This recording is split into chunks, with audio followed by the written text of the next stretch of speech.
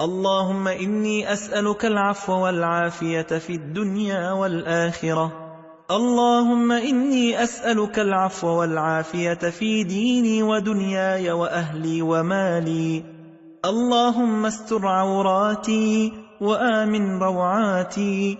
اللهم احفظني من بين يدي ومن خلفي وعن يميني وعن شمالي ومن فوقي، وأعوذ بعظمتك أن أغتال من تحتي.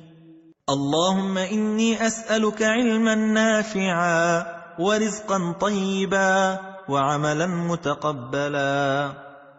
اللهم رب السماوات السبع ورب العرش العظيم، ربنا ورب كل شيء، فالق الحب والنوى، ومنزل التوراة والإنجيل والفرقان، أعوذ بك من شر كل شيء أنت آخذ بناصيته.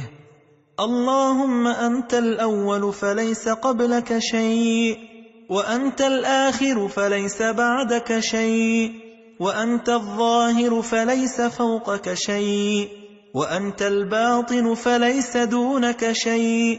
اقض عنا الدين وأغننا من الفقر. اللهم اكفني بحلالك عن حرامك، وأغنني بفضلك عمن سواك.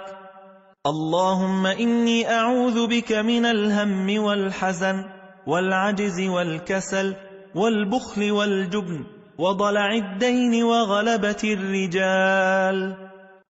اللهم إني أعوذ بك من الكفر والفقر، وأعوذ بك من عذاب القبر. لا إله إلا أنت.